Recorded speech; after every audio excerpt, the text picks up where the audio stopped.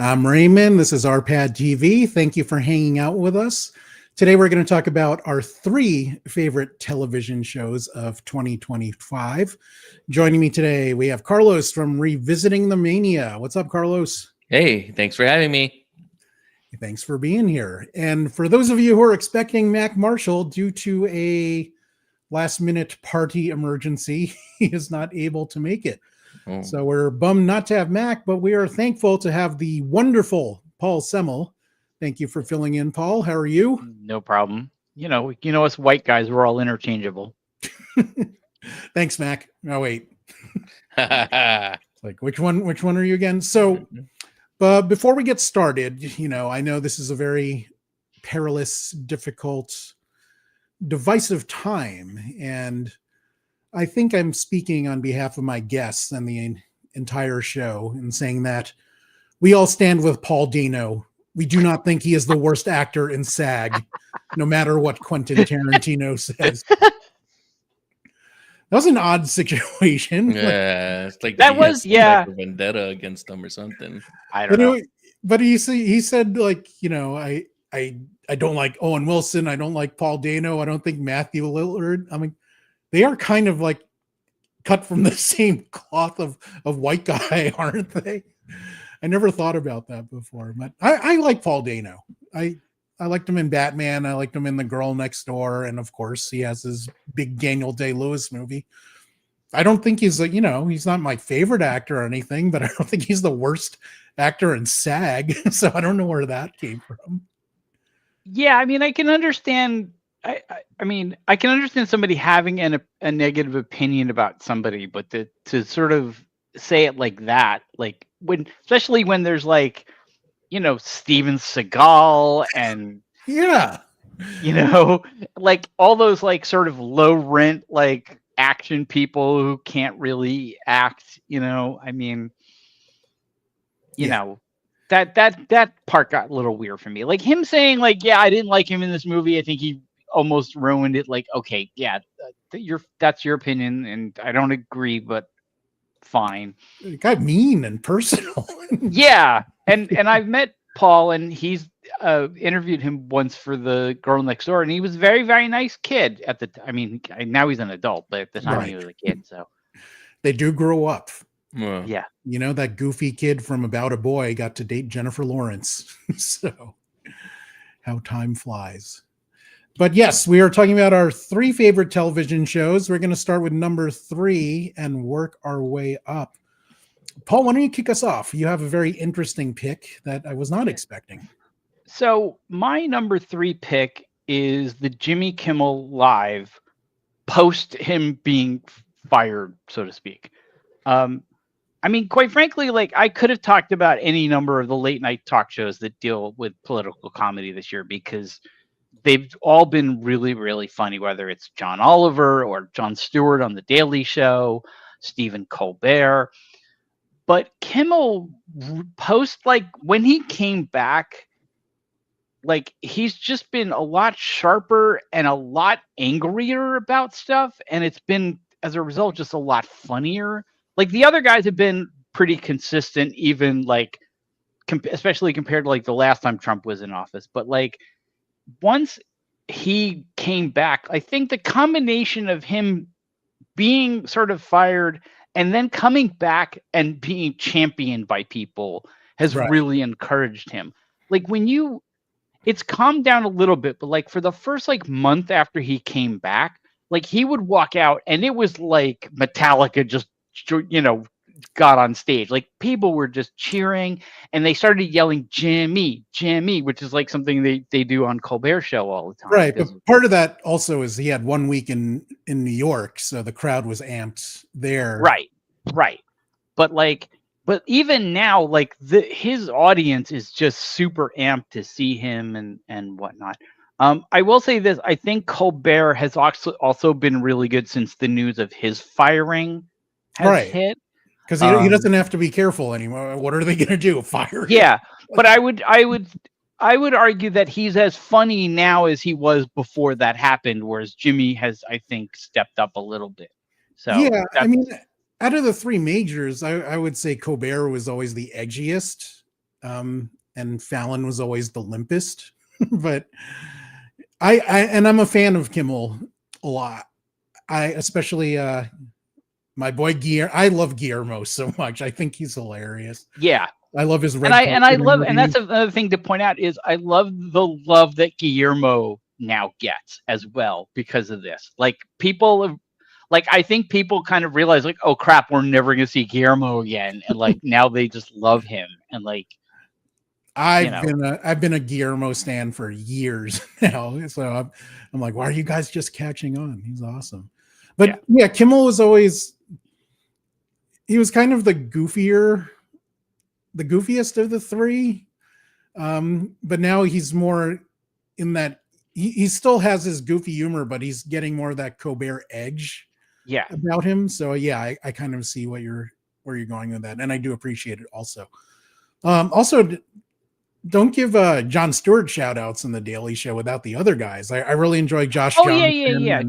I think of all those people, Josh Johnson, Desi Lidek, I think are the two strongest over there. I would also point out that I also really like the show that is on CNN. It's not on right now. Oh God. And of course now I can't remember the name. It's got Amber Ruffin and Roy Wood Jr. Oh, right. Yeah. Have I got news for you? I think which is also a really funny political comedic show. You know, it's funny because like you always hear comedians talk about like how like writing comedy in the age of Trump is really difficult, and it's like, yeah, I get why you say that, but like it's hilarious. Like, you know, I think that Colbert is funnier now than he was pre-Trump. I think that Jimmy Kimmel is funnier now than he was before Trump came to prominence. And, you know. Right. But I think what they're saying is that there's just so much to work with. Like, how do you sharpen it up? So, yeah. Well, that's been like one of the complaints. Like, I think Colbert said something once about that. Like, they'll write like an entire monologue and they'll work on it all day. And then he'll say something ridiculously stupid at 4:30, and they're like, "Wait, that's they got to throw everything out." And you know, like it's not that I guess it's maybe that it's not hard to write comedy under Trump, but it's frustrating for different reasons. I get you. And let the record show that Paul does not like Ronnie Chang, showing once again that he hates Asians. God damn it, Paul. So with that, let us go to Carlos, your number 3 pick. Also one of my favorite shows of the year, but didn't quite make my list, but love that you picked it. Yeah, we went with Invincible season 3. Yes. So I think I told you off camera. I was just trying to remember what was something that kind of fell in the time frame that we're working with. And I just remembered that this was like something that we covered earlier in the year. I think the show went out like in February, or if not early March, because then the Harley Quinn season had just finished wrapping up the next following week, and we were going to do that one, but I'm digressing. The part that I really like about Invincible season 3, it felt like a very complete like show. It didn't have too many lulls. The storyline progressed. Not only did it progress for the main character, but it also brought the other character, like supporting cast with them. Adam Eve, it gave us a great performance by Jason Mustakas as Rex, and then they gave us that great backstory for Donald on that one too.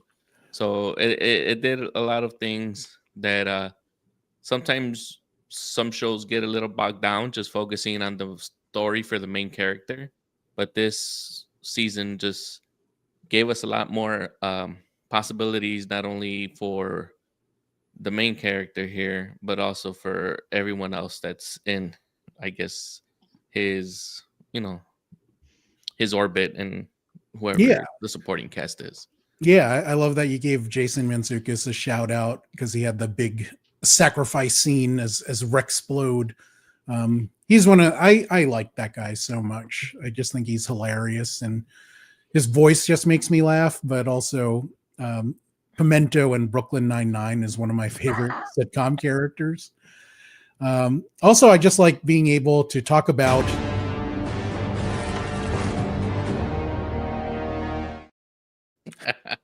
I was hoping you would remember to do that. Of course. Do you think it helped that it didn't have that mid-season break like Amazon sometimes does? Then they make you wait 2 months for the second half of the season. I hate that shit so much. They did that with season 2, right? Yeah. And Yeah, I think it killed the flow. Yeah, and I think this is happening. We mentioned during that show also about Cobra Kai being split up into Oh, 2 into separate seasons. three. Yeah, That 3. was stupid. Yeah, and it just made everything discombobulated. And I mean, maybe they wanted you to do that on purpose, but sometimes, as you get older, you have to rewatch something to be like, okay, where, like, I love the recaps, but sometimes you miss something in the recap Right. that they gloss over or they gloss over. Yeah, I mean they want to do it so they want to retain subscriptions, but Cobra Kai was probably the worst example of that. There is no reason to split that up into 3 sections. That's just greedy and anti-consumer. But yeah, I love Invincible. It's one of my favorite animated series, probably my favorite animated series in the last decade.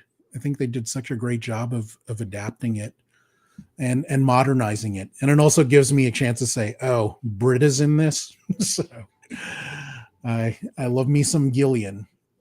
But yeah, I can't wait for Invincible season 4, and I'm so happy that made your list. Now, as for my number 3 pick, this one was hard because I was gonna go with one of your other picks, Carlos, but I kept flip-flopping. But I ended up with Peacemaker season 2, and I loved this series up until the last 10 minutes, where it just became like a promo for James Gunn's other DC projects. And it just stepped too far away from the characters and more about the world building that he's trying to do. And it suffered for it. It kind of tarnished, not as bad as like the end of Game of Thrones or anything, but kind of in that direction. But I love the characterization. I love how John Cena stepped up his acting game. Nali has cemented himself as my favorite 5-foot Asian American actor, as judo master. The whole cast did great. This divided some fans. A lot of people didn't like how prominent John Economist was in season 2, but I enjoyed the hell. I love Steve Agee. I think he's funny. Ungrateful people.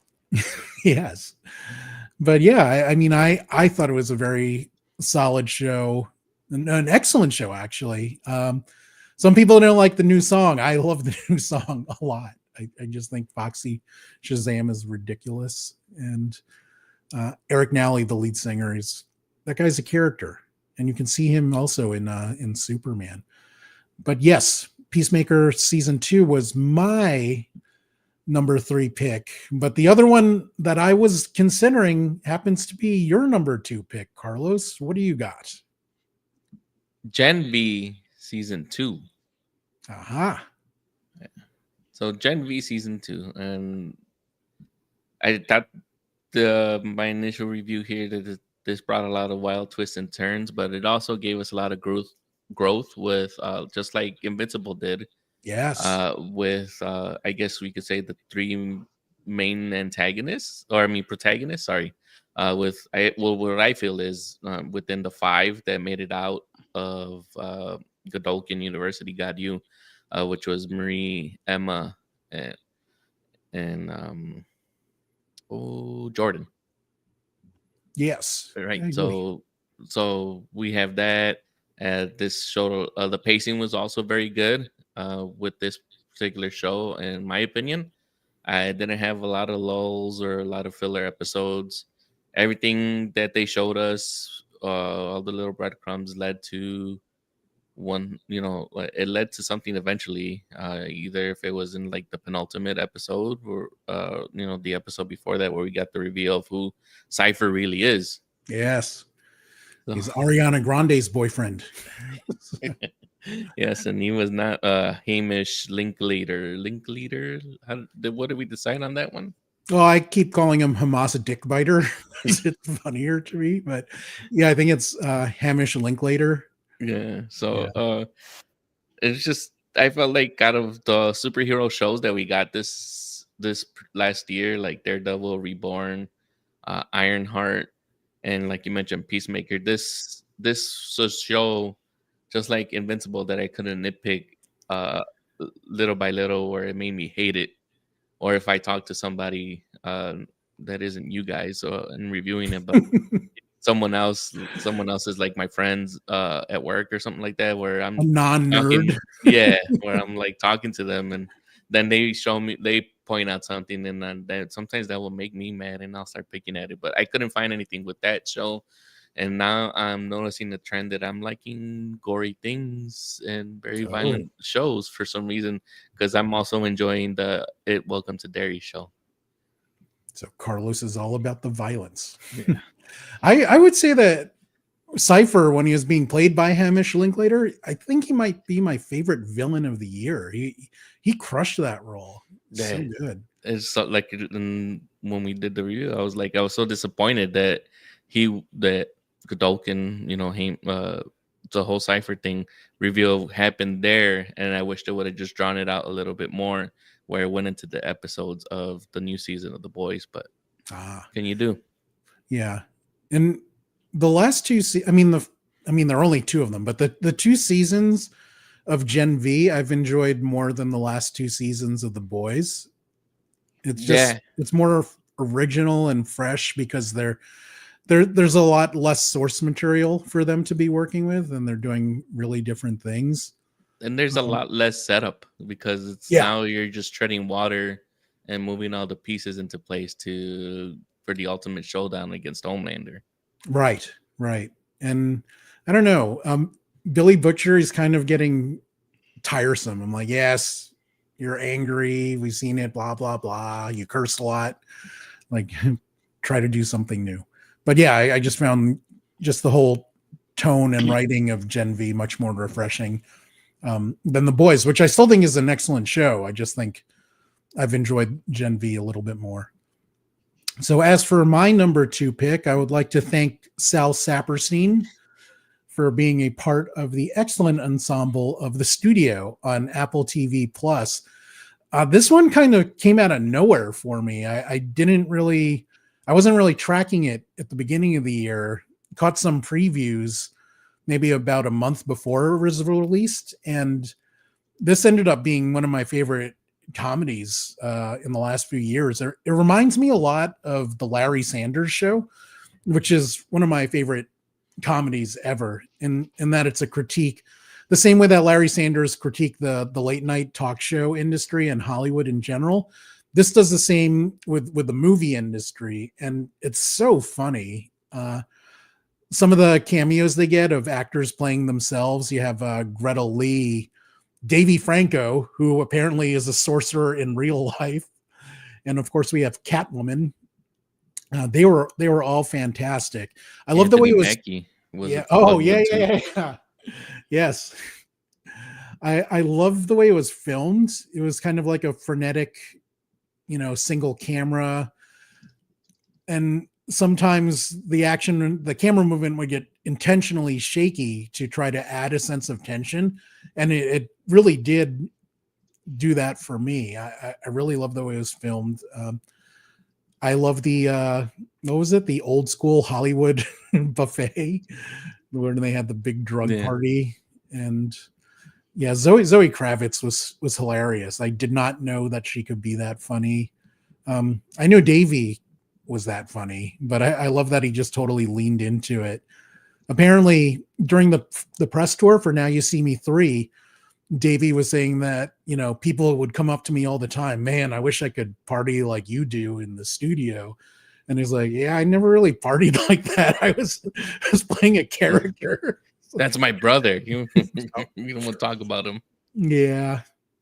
I mean, yeah, are we forgiving him yet? Are we allowed to forgive him? I don't know what the rules are, because they forgave Aziz Ansari. So I don't know. I don't know what the rules are in Hollywood. So we'll have to figure that out. Yes. Zach Morris Sports Out, Scorsese. Scorsese. Oh, that was so funny. That one. Oh, that was- Charlize Theron kicking them out Yes. of the party. Get the fuck out. Yeah. Was that her only line? I think so. Yeah. And She then Bryan Cranston as the He was overbearing studio head boss that's 80 something years old. Yes. Yeah. And also playing a great character on drugs, which is always good to see. But yeah, it reminded me of a modernized Larry Sanders. And I love what Seth Rogen is doing on Apple TV. I like Platonic. That's also one of my favorite shows. Not quite top 3 material this season, but the studio crushed it. They won a ton of awards too. So, which is something I never imagined Seth Rogen doing when I first saw him, and like the 40-Year-Old Virgin and Freaks and Geeks. I never thought, wow, this guy's gonna win some awards one day. And they missed the opportunity to thank Sal Saperstein. Sal Saperstein, yeah. Oh, that's another one. I've always been a fan of Ike Barinholtz since his Mad TV days, and he plays a lot of great supporting characters in TV and movies. But for some reason, I've always thought he should be doing bigger and better things, because I think he's hilarious. Paul, he reminds me, maybe not so much now, but when Ike was younger. Like, I used to get him confused with our friend Matt Bertz. Like they look the same. I could see that. Yeah, I could see that. And going into my interchangeable white guy thing again, possibly. So we all look alike. But yeah, the studio is my number 2 pick. Paul, you had one of my favorite shows also as your number 2. What do you got? So this was a good year. Not a great year, but a good year for Marvel stuff, both in the movies and TV shows. Daredevil was cool. Ironheart was pretty cool. Marvel Zombies was cool. Eyes of Wakanda, not so much. But my favorite one, in large part because I really wasn't expecting it to be as good as it was Your Friendly Neighborhood Spider-Man. Yes. It's really, to me, it really captures the feel of the original Stan Lee Spider-Man comics, but in a way that doesn't feel dated. Like, it doesn't feel like a cartoon from the 60s. You know what I mean? Like, it feels very modern, but it has kind of the energy of the original Spider-Man and the sort of the youthful, like, fun and action of it. And, the sort of like... The word I was thinking is wholesome. I don't know if you agree. Yeah, there's a certain amount of that. There's definitely not like, it doesn't have like the edge, for example, of like a Rick and Morty, or something, or like Beavis and Butthead or something like that. Like, it's definitely like something that like you could sit down and watch with your kids and they would totally get into it, and but you would also like really enjoy it because I think it's really well written. It's got interesting action. The voice cast, I think, was really, really good.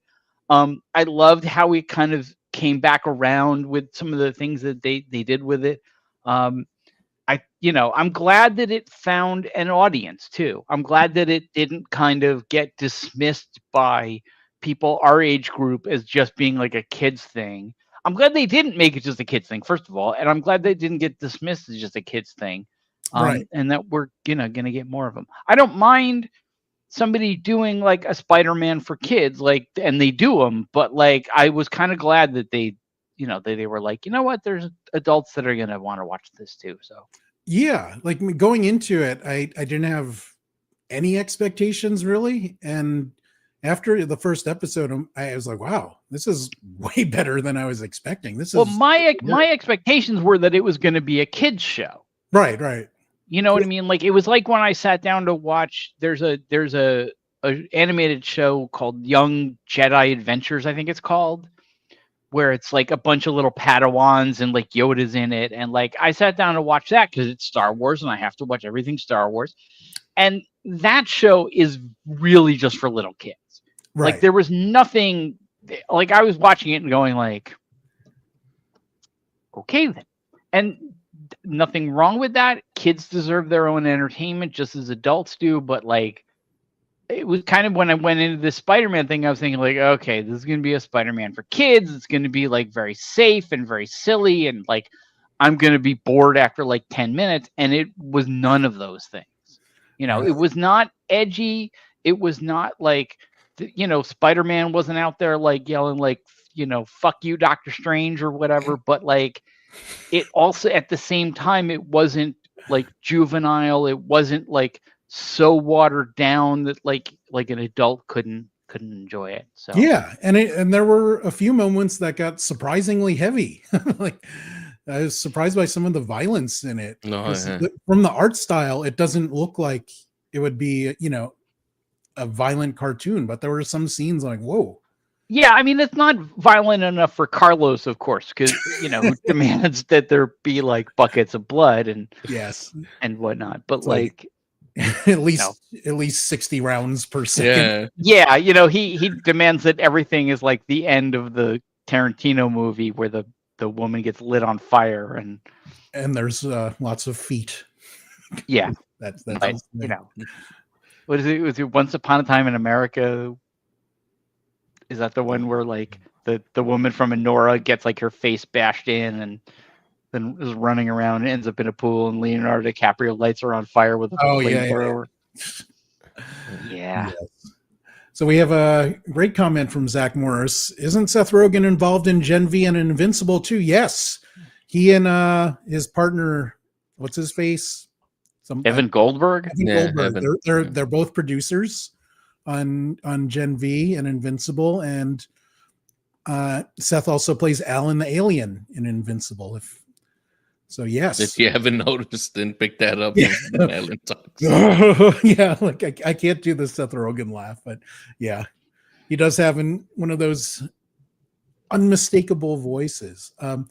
Guys, I did not put this in the rundown, but when Paul mentioned Daredevil, he made me think of I forgot to do honorable mentions, so sorry for throwing this on you, but Daredevil is one of the ones that I thought it was almost great, but because the production was split in two, basically, like they fired the original producers and brought on the Dario what's his face who did the Punisher series.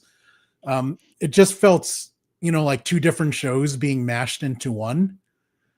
Originally, it was going to be more of a police procedural from the original crew, and they didn't like where that was going, so they brought in Dario, who made it more like, you know, the Netflix shows and more violent. That was almost great. I thought about putting Wednesday as my number 3 pick. I enjoyed a lot of Wednesday. Oh yeah. But it wasn't as there were more lulls in there. Carlos has mentioned a few times that he appreciates consistency, and that's why he picked Gen V. Wednesday did have more dips, but when it was good, it was so good. I love the Freaky Friday episode. And then they fun. also split that season too. Yes, which is maybe that's one of the reasons I ding them a point.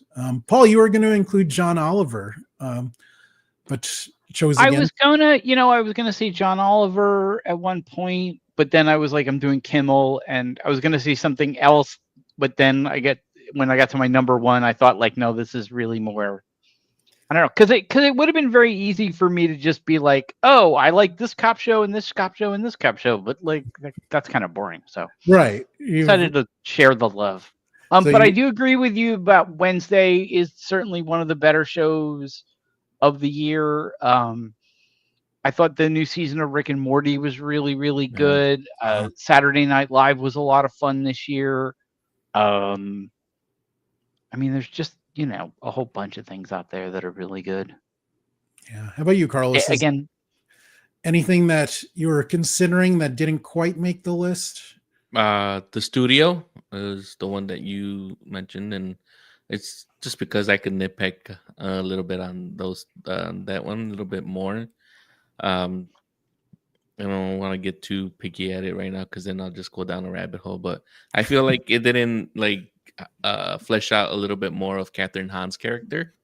Like we see her a little bit here and there, but I felt like she could have added a little bit more.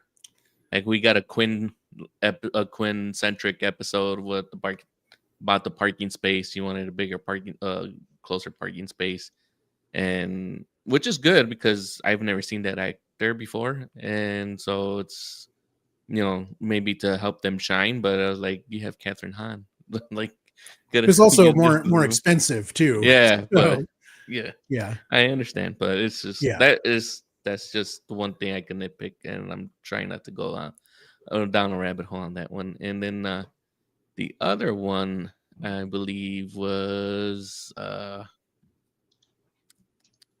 I can't find it here. I'm trying to find the email that I sent you. Oh, Alien Earth. Ah, yes. Oh yeah. Yeah, and that just also falls into the. I'm a big fan of the Alien franchise. I've been loving the things that they've been giving them to do. Uh, I'm not sure who's overseeing that, particularly like in making the universes work and things like that. But since Romulus came out, I think they've kind of been on a little bit of a roll. Good. And Alien Earth was, also kind of giving us more to fear out in space besides the xenomorph. So I thought it like people are nitpicking at it, and I can see why, because when we think of Alien, we just think of the xenomorph, Right. but it's not really like, hey, this they're not really calling it the xenomorph, or they're just calling it an alien. And now the other aliens that they find in this particular ship become a threat besides the xenomorph. So like they were able to expand that a little bit more, just like as you have noticed. Probably I'm a big fan of when you can go out and successfully implement in this situation, other things to the lore of the story and try to make it a little bit more robust. So I like I really that. like the main actress in that show. Mm-hmm. Yeah, I can't Forget think her of her name. name. Yeah, Sydney Chandler, who had like the unenviable task of being like, okay, you're in a little kid in an adult body, like yeah, do that, but don't be stupid about it. Like, yeah. It and posed a real good question on like, can we as humans or anybody successfully transfer your brain's consciousness into a synthetic organism or a robot and things like that? And they kind of give you that illusion. I still don't believe that they did, but I think it's just AI and they just learned everything. But it's one of the questions that it poses there, and sometimes it kind of it kind of gives you a little bit of a flaw, like storytelling, and that's kind of one of the things where I like. It was good, but I don't think it for me it deserved to be in one of the top three, just because it does. I think maybe like top five for me, for sure. As I was mentioning before we went live, Carlos, I haven't finished it yet. I started it. I liked what I saw, but I still think I have some PTSD from Prometheus, which I saw with Paul in theaters, and I haven't completely forgiven them for that. I still haven't watched Romulus, even though you've been telling me to see it, Carlos. But I heard it's better than Prometheus. Oh, way better. But I'm still scarred, and that kind of reminds me. I saw Eternity over the weekend, that rom-com with the Scarlet Witch and Mr. Fantastic, Which one? Miles Teller. So I don't think I don't think I've fully forgiven him for Fantastic Four yet, even though I thought Whiplash was a pretty fantastic movie, and I thought he was really good in Eternity as well, where he's basically playing an old guy, but in the afterlife he has Miles Teller's body because that's when he was happiest. Mm-hmm. So, but he still talks like an old man. So I thought he did a good job doing that. Miles Teller won me back in that series they did that I think it's called The Producer. Yeah. On Paramount, where they're doing pretty much a story like on how they had all these issues when they were doing The Godfather Right. coming up. So were there any shows that you were looking forward to this year that disappointed you? I'll take this one first. I'm going to go with White Lotus. because I was really looking forward to this season because I'm a big Blackpink fan and Lisa is my favorite. But I really missed Jennifer Coolidge. I thought she was so good in the previous seasons that I think her presence was missed. I thought it was a good show overall, but I don't think it was as good as the other seasons. Even though I love Thailand as well, and I was so happy it was set there. So I really wanted to love this season, but didn't quite make it for me. You didn't like that whole Parker Posey meme that spawned out of there? I'm not meant to live a Yeah. very difficult life. Yeah. I don't know. How about you guys? Was there anything that you wanted to be great but kind of fell short for you? I think the Harley Quinn series for me. I enjoyed it.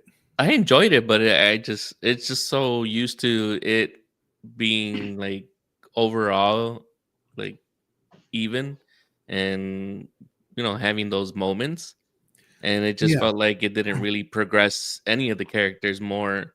Like we got them out of their comfort zone, out of Gotham, Yeah. and then we got them to Metropolis, and then what did they end up doing at the end of the season? Just getting them back into Gotham City when they realized that Metropolis isn't for them. Yeah. So that's mainly for me. But it did have some moments that made me laugh. It didn't have enough of Clayface as much. Yeah. as Yeah. it had. He's probably my favorite And of the supporting characters. and Banyo and King Shark. But yeah, Yeah. we'll see what we get with season 6. I Yeah. think it was the weakest of the 4 seasons, but I still really liked it. Mm-hmm. But Yeah. it was easily the weakest of the 4, and I'm hoping that like season 5 is not. Wait, okay, yeah. So I agree with you. Yeah. For me, the big disappointment was Eyes of Wakanda, because I thought that was going to be cool and interesting, and I liked the premise of it, and I was like, showing a different part of this aspect of Wakanda, and then it like the first couple episodes just really didn't work very well, and it got better, but again, it was like I wanted it to be here, and it was kind of right. They were it short. wasn't too. terrible. Yeah, I mean, it wasn't like terrible or anything. It was just not as good as I was hoping. Yeah, though, and I think if I recall correctly, I think I enjoyed it more than you did, which is I'm usually the more critical one, and you're usually the kinder one. But yeah, that roles were reversed there. So, guys, before we get to our number 1 picks, is there anything you want to promote? Paul, what's going on paulsemmel.com? Oh, geez. I wish I had time to prep for this. Okay. So, it's the end of the year. Lots of good video game stuff that came out. I did a review of the new Call of Duty, which apparently nobody's liking. And also did a review of a game that a lot of people are comparing to Aliens, and rightfully so, called Routine, which it's basically a sci-fi horror game, but it's also kind of like an escape room in the sense that like they don't tell you what you're supposed to do. You have to just figure everything out. So did that, and then just again, it's the end of the year, so lots of good author interviews. I think I mentioned this once before. I did a review of the new Jimi Hendrix box set, Bold as Love, which is an expanded version of his second album, Axis Bold as Love. Lots of good stuff on there. So Did you get to Metroid Prime 4? I did not get to Metroid Prime 4. Nintendo doesn't share the love with me anymore, but at some point I will get to it. So, but no, not that. How about you, Carlos? Do you have anything going on with your podcast before the end of the year? Right now, just last Saturday, we released the WrestleMania 37 revisit, where we got to see people back in the stands after a COVID lockdown. Yes. So we didn't have to see people fighting inside the WWE headquarters or in other various office spaces where Vince could have matches at. So or That was fun wherever the seeing. hell Cena and the Fiend were, where they're Ye- traveling through space and time. Yeah, they were like quantum leaping through Yes. John Cena's career. But yeah, so that was a fun one. So if you haven't and felt like catching up, or like if you've been a longtime fan and you kind of fell out, which is happening a lot lately, but Yes. um, 37 I think is a very good entry point for you to get into if you want to catch up with the main characters. We have the very beginning of the bloodline with Roman Reigns and his right hand man, main event Jey Uso. We have another match where Drew McIntyre is facing Bobby Lashley and leading to the bitter man that Drew McIntyre is now. So Also a master of social media trolling, which I did yeah. not know he had in his quiver there. So yes, I do enjoy me some Drew. And isn't this no, it's a week from this Saturday, Cena's last match. Yeah. That feels so weird that he's not going to be running around in his jorts for our entertainment any longer.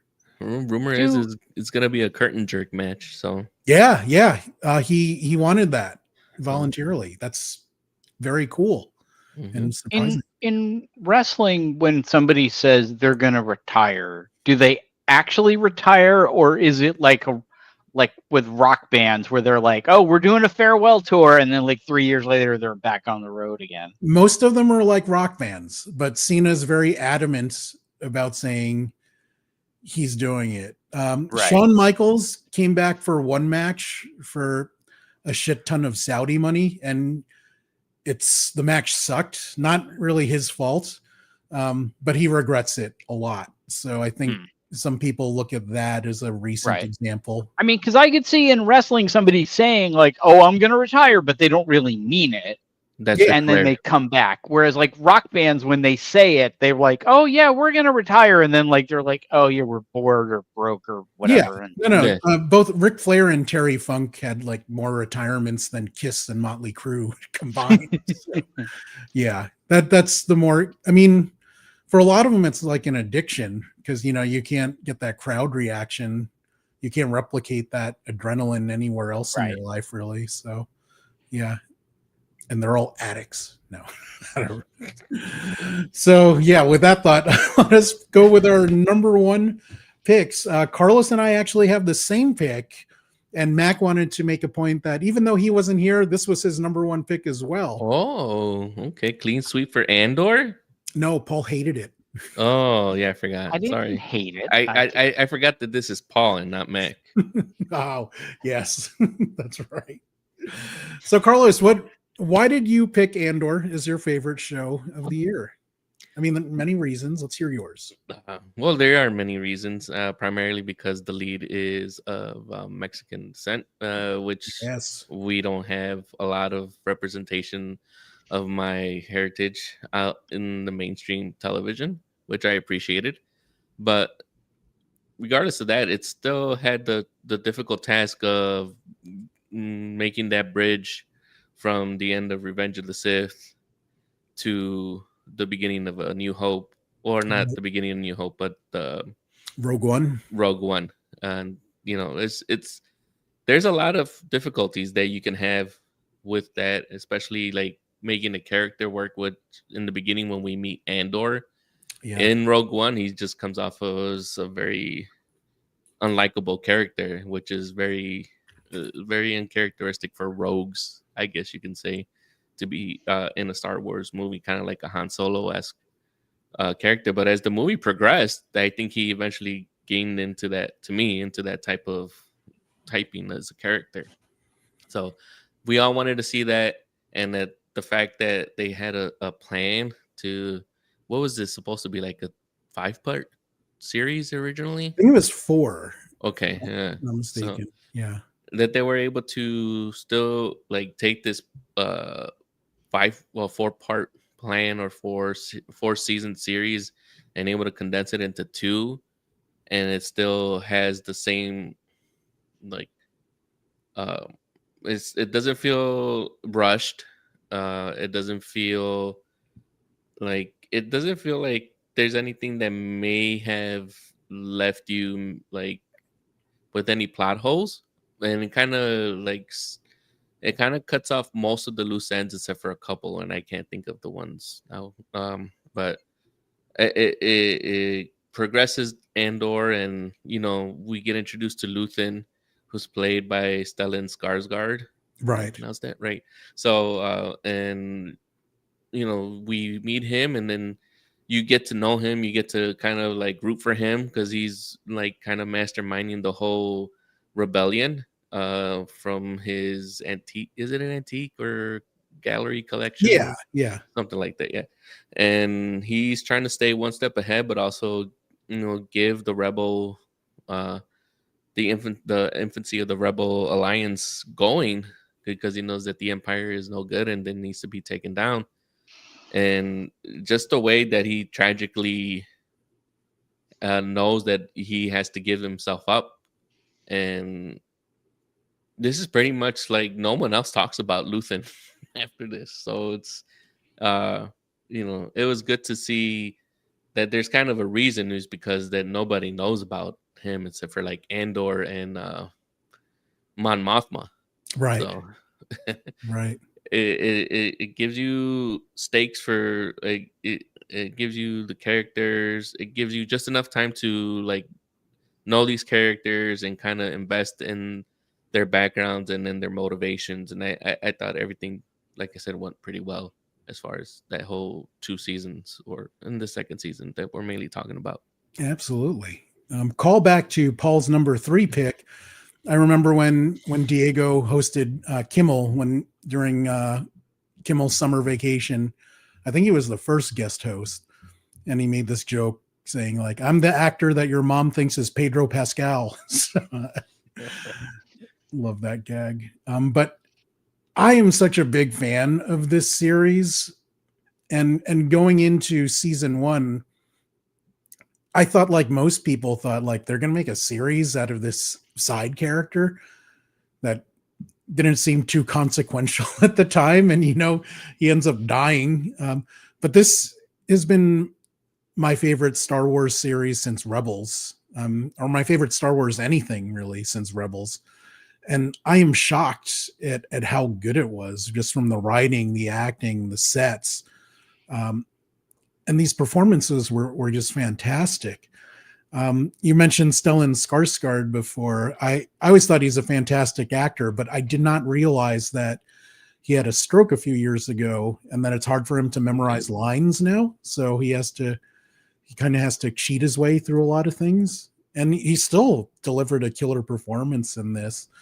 Denise Goff, who plays Dedra, she has become one of my favorite, not just actors, but people in general. I love how outspoken she is. I love how she has I don't know which specific region it's from, but she sounds like a more coherent Becky Lynch. So she has that style of Irish accent. Mon Mothma dancing. I mean, that's still one of the coolest, most unexpected things that I've seen in a long time. The memes that it produced. Yeah. Even having Forrest Whitaker back is what's his character's name again with the breathing problem? Oh God, yeah, I forget his name in that one, but yeah, we'll look it up. No, it's Saw. It's Saw Gerrera. Saw Gerrera. Yeah, thank you. Yeah, but I keep wanting to call him Saul, like he's an old Jewish man. He's Saul with like the glasses. But we learn more about his addictions and how he got his space asthma, just little things like that. But yeah, it's for me. This is the best nerd television show since the first few seasons of Game of Thrones. Like that's how highly I think of it. Like it's up there for me as one of the best TV series I've ever watched. So I love it. I love rewatching it. There's so many episodes and scenes. I think I've watched every episode at least 5 times each. Okay. Maybe not the one where he's where Andor is stranded on what becomes your Yavin base. and you have those two factions bickering, and they're supposed to annoy you. And I remember Max saying this, that those characters, those squabbling factions, annoyed the shit out of him. But they're supposed to. And I think one of them is like Tony Gilroy's, like his son-in-law or something, and he got the idea of casting him after watching his family argue at Thanksgiving. I'm like, I got to get these idiots on screen. Like, they're so good at being idiots. But I really hope Tony Gilroy comes back to Star Wars one day. I don't think he will. No, I think Kathleen ruined that one. Yeah. Oh man, but this is one of the shows and movies that made me say, like, I'm happy I was alive for this. I mean, that's how highly I think of Andor. Now, Paul, your number one pick is something I know next to nothing about. I don't really watch the series. I don't think I've ever watched a full episode, and I had no idea there was a Sydney version. Yes. And that it has one of my, this actor I really enjoy. So give me the rundown. So I kind of alluded to this earlier, that I'm a big fan of police procedurals. Yes. I watched the Law and Orders, and I watched the NCISs and the FBI, or at least the original FBI. And I love them all to varying degrees, some more than others. But the one that I picked for my number one was NCIS Sydney. And the reason I picked this one is it's just sort of fresher than the other ones. Like, a lot of them, like Law and Order has been around for like 1,000 years. Like SVU's been around 1,000 years. It's very rare that they do anything that surprises me. And NCIS Sydney, because it's like set in a different country and it's got a different group of people and the different dynamic, it feels a little more fresh than the other ones do. I mean, the thing about this show is it's not just these naval criminal investigative service people. They're sort of teamed up with Australian cops. And obviously, you have all these things that happen that wouldn't happen in America because of Australia. Like, there was an episode where they were out in the brush, but also, the different culture there, and the different some of the legal stuff is a little different than here in America. And you have the sort of conflict of like, you have these cops and you have these like US military people and whatnot. I mean, some of it is very similar. Like, of course, like the geeky person is like big and geeky and weird, because that's like, ever since Paulie Perrette on like the original NCIS, it's like they have to have like somebody who's like nerdy but likable and whatnot. Paul name dropping his friends once again. Yeah. But yeah, I like this one. It reminds me more of all of them. It sort of reminds me of NCIS Hawaii, which I think was also a really fun one, but went away too quickly. And then the other show that it kind of reminds me of is, it just started and I didn't even realize they were doing it, is there's Law and Order Toronto Criminal Intent, which for some reason is not on NBC. I don't know why, but it's basically Law and Order in Canada. And again, it's like you're seeing a different place, a different culture, a different thing. Like, there's things where they're talking about like, oh yeah, remember when like that happened? And I'm like, what? No, wait, what? And I'm like, go to look things up, and it's like, oh, there was a famous murder in Canada, in Toronto in 1986. Okay, cool. All right. So one of several questions I have, like, okay. How many? And I guess this applies to Toronto as well, but since there are way fewer guns in Australia than there are in America, and much less violent crime in general, like what are they dealing with in NCIS Sydney? They deal with a lot of like, there's a lot of terrorism. There's a lot, it's the same kind of things that they deal with in these other shows, but like they do get into like the gunfights, but not nearly as much. But they've done like, there's definitely been shows that they've done in there where you're like, oh, I could see this being on another police procedural. Like, there was one where they recently where there was a virus that got out, and they were like, was this geared by the military or whatever, and like, it became a whole thing. Did I mean, that one, like, visit? I mean, you literally could have just like changed a couple names and like given it to the FBI people and been like, here's your script this week. Okay, because in my there's head, been- like there's an episode in Perth where like someone steals all the Kawakas or something like that. No, I mean they haven't had. I think they're trying to avoid like the cliches, like they haven't had like one where like somebody like kidnaps like a bunch of koalas or like Kawakas are cuter. Or like kangaroos or whatever. Dingoes eating babies. Yeah, they haven't had a dingo eat my baby episode yet. I think they're like, trying to avoid that kind of stuff. But are there any indigenous characters in the show? Not in the main cast, but they have had people like that. Although they don't go nearly into that as much as NCIS Hawaii did. NCIS Hawaii dealt a lot with Hawaiian culture and the Hawaiian people, and they really got really into that. Whereas this one isn't getting as into that one. I think maybe they will, but they've also done a lot fewer shows. They're in the 3rd season, but they've only done about 25 episodes because originally this wasn't supposed to be on American television. This was originally done for Paramount Plus to be only shown in Australia. Oh, wow. And when there was all the strikes, the writer strike and the actor strike, and CBS was like, CBS was like, what do we do? And they were like, well, we have this NCIS Sydney, let's show that. And it took off. So, that's the only reason they show it on CBS. But because of that, they only do 10 episodes a season. So they haven't had as much time as like some of the other shows to like flesh out the culture and whatnot. And my next question, Carlos and I both know Olivia Swan from Legends of Tomorrow, which is a CW nerd DC show. Tell me about her character on NCIS Sydney, and hopefully she's good because she is good. She is really good, and she's like kind of the leader.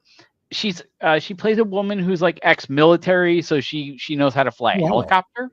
Oh wow! Cool. And she is not a woman to be trifled with, but she also is like she's kind of the ball buster of the group, especially like when the other people are like kind of slacking off. Like the two people on the right hand side, they're sort of like the lower level agents, and she's got to be like, the boss and whatnot. And she's really, really good. She's really likable on the show, but also comes across as a very capable agent. Like you look at that picture of her and she's dropped. I mean, she looks like a model. I think she's done modeling, and it would be really easy to just be like, okay, you're a pretty face, just stand there and be pretty. And they kind of don't go that way with her. Like they definitely give her depth and a commanding presence, which I think is important for somebody.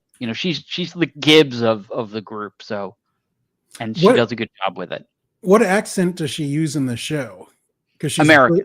Yeah. Oh, she uses an American accent, and although what I always find interesting is I didn't know she wasn't American until like maybe like the 3rd or 4th episode, and then I finally was like, I looked her up, and then I was like, wait, she's British?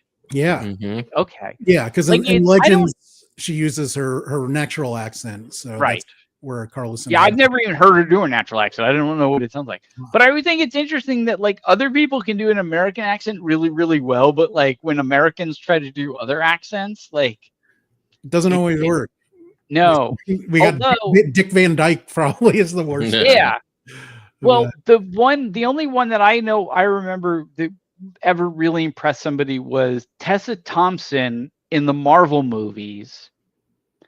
My friend Scott, who is English, was very disappointed when he found out that she was not British.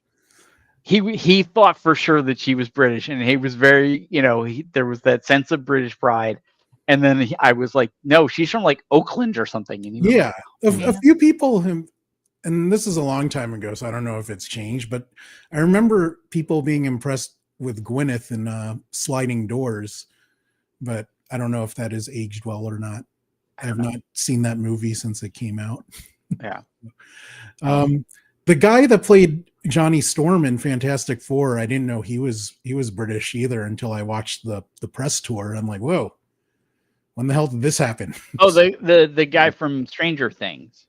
Oh, is that him? Yeah. Yeah, he's the watched it? Metallica guy from Stranger Oh, that's Things. right. Huh. There's a really fun video of him meeting Metallica, and they give him a guitar, and then they jam on Master of Puppets, and he's just like got this shit-eating grin on his face, like, this is amazing. Like, excellent. Very cool. And you know, now that you know that Paul is a big fan of police procedurals, for Hanukkah, you could get him the box DVD set of Cop Rock, because that is really that's really what you want. Something tells me that doesn't exist. It does exist. I remember seeing it. Wait, really? Yes. Wow. Let me double check. Cop I mean, Rock. I can't imagine there was enough episodes to make a box set, but okay. How many were there? How many episodes of that? Yes, you can get Cop Rock the complete series at Best Buy. It's in stock online. Wow. Instacart that. Yeah, I'm like, huh. Well, now you know what you're getting for Hanukkah, Paul. Oh dear God, no. Who the hell ever thought that was a good idea? I don't know. Ooh. So Zach Morris says he's going with the Seth Rogen triumvirate of Invincible, the studio. Camera work in the studio was second to none. Love the pacing, and the show was just a lot of fun. Yeah. Invincible, Gen V, in the studio. Those are all fine picks. And I'm happy that you went with them. You know, Gen V, Carlos and I both love that. Studio was one of my favorites, and I think all three of us are a big fan of.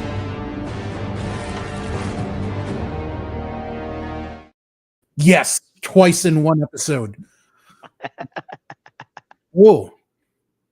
Fallout, yes. So I did not include shows like that, Zach Morris, because if I'm not mistaken, I don't think Fallout finishes until January. February.